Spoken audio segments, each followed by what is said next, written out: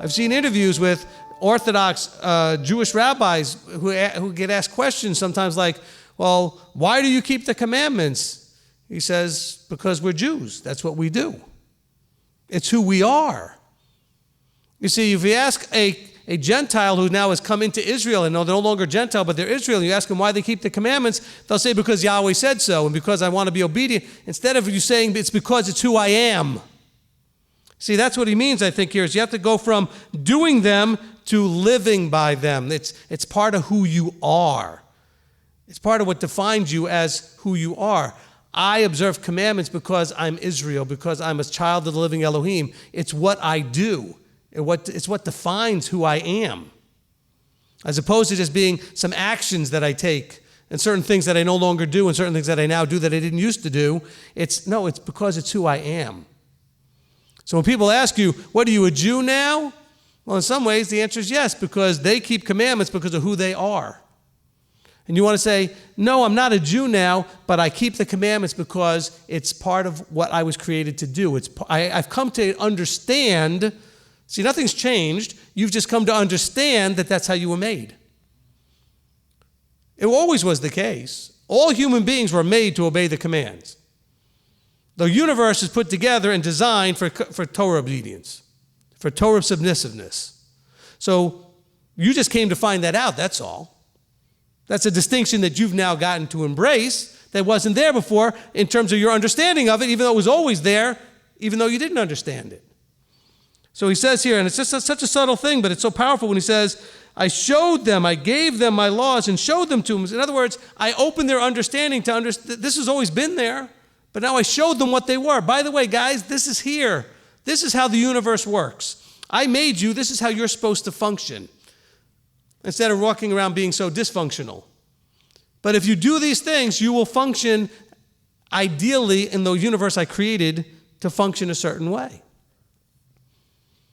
And so you'll get the maximum out of what was supposed to be gotten out of it. And you receive the maximum blessing and all the maximum joy and enjoy, because you'll now be congruent with what was designed. Okay? How many times have you bought something? Okay, this happened a lot in the early days of putting computers together. When all these smaller companies were coming out with these knockoffs of the PC that came out originally by IBM and these knockoffs that came out of all these different things, is that guys were starting to put and build these computers together with parts that didn't exactly work as ideally together as if they were all designed correctly to fit together. You understand what I'm talking about? Some of you guys who understand computers. In other words, oh sure, you have a motherboard and you have a memory chip and you've got all these other functional things, but just because you bring all these different pieces that are branded differently together and they should work doesn't mean that they ideally function together, because they weren't actually made to work together, even though they do work.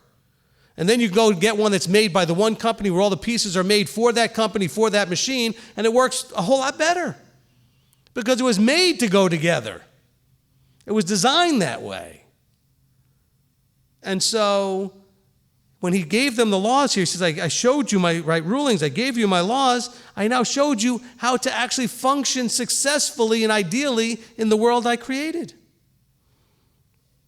He said, I also gave them my Sabbaths to be a sign between them and me. So he said, I gave them something that would show people that they're mine.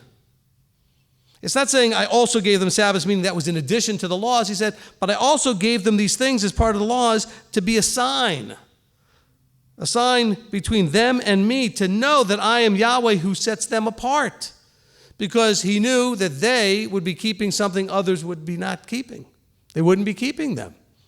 And so when we meet today on Shabbat and the rest of the world meets on Sunday tomorrow, it sets us apart as being different.